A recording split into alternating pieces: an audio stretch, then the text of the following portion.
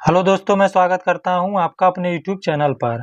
आज हम पढ़ेंगे मुंशी प्रेमचंद का जीवन परिचय के बारे में, जो कि एग्जाम में कई बार पूछा जाता है। तो सबसे पहले हम देखते हैं मुंशी प्रेमचंद 1880 से 1936 हिंदी और उर्दू साहित्य के एक प्रमुख लेखक थे। जो मुंशी प्रेमचंद थे वह 1880 से लगाए 1936 तक जो हिंदी और उर्दू साहित्य था उसके प्रमुख लेखक थे, जिन्हें उनकी यथार्थवादी और सामाजिक समस्याओं पर आधारित कहानियों और उपन्यासों के लिए जाना जाता है।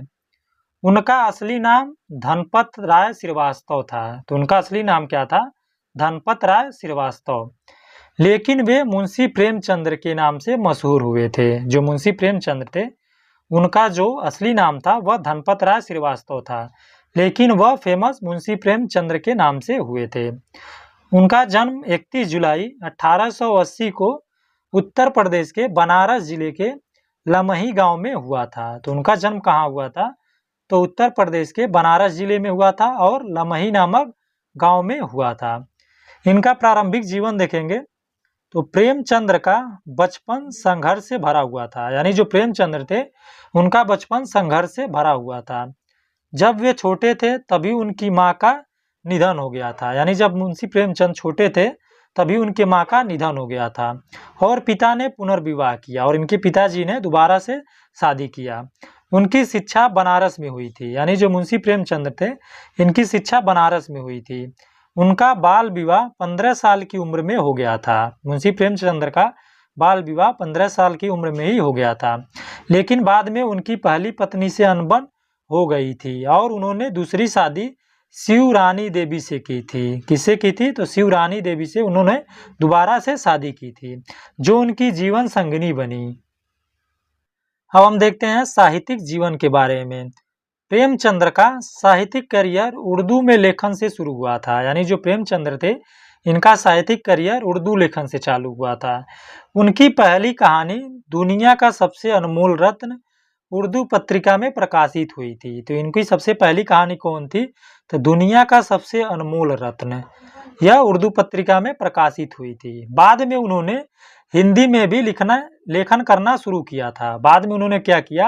हिंदी में लिखना चालू किया। पहले वे उर्दू पत्रिका में काम करते थे या उर्दू में लिखते थे, लेकिन बाद में उन्होंने हिंदी में भी लिखना चालू किया। प्रेमचंद की रचना का मुख्य उद्देश्य सामाजिक समस्याओं को उजागर करना था। जो प्रेमचंद की रचनाओं का मुख्य उद्देश्य था तो सामाजिक समस्याओं को उजागर करना था, जैसे गरीबी, जातिगत भेदभाव, शोषण, ग्रामीण जीवन की कठिनाइयां और स्त्रियों की दशा के बारे में क्या करते थे? यह समस्याओं को उजागर करते थे। उनकी कहानियां समाज के वास्तविक चित्र को प्रस्तुत करती हैं। यानी जो मुंशी प्रेमचंद हैं इनकी कहानियां समाज के वास्तविक चित्र को प्रस्तुत करती हैं। अब हम देखेंगे साहित्यिक जीवन कि मुंशी प्रेमचंद का साहित्यिक जीवन कैसा था। उनकी प्रमुख कृतियां इस प्रकार हैं। तो उन्होंने कई कृतियां की थी। तो जो सबसे पहला था वह था प्रमुख उपन्यास। तो हम देखेंगे मुंशी चंद्र का प्रमुख उपन्यास क्या क्या था। तो पहला था इसमें से आपका गोदान। गोदान जो कि बहुत फेमस मुंशी प्रेमचंद का एक उपन्यास है। यह उनका अंतिम और सबसे महत्वपूर्ण उपन्यास था, जिसमें भारतीय ग्रामीण जीवन और किसानों की समस्याओं को मार्मिक ढंग से चित्रित किया गया था। जो गोदान था यह उनका अंतिम और महत्वपूर्ण उपन्यास था, जिसमें भारतीय ग्रामीण जीवन और किसान की समस्याओं को मार्मिक ढंग से चित्रित किया गया था। दूसरा जो था इनका उपन्यास वह था गबन। इसमें समाज में व्याप्त भ्रष्टाचार और नैतिक पतन की कहानियां थी। जो गबन था इसमें समाज में व्याप्त भ्रष्टाचार और नैतिक पतन की कहानियां थी। तीसरा जो था वह था निर्मला उपन्यास। इसमें दहेज प्रथा और स्त्री शोषण की समस्याओं को उठाया गया था। यानी जो निर्मला उपन्यास था इसमें दहेज प्रथा और स्त्री शोषण की समस्याओं को बताया गया था।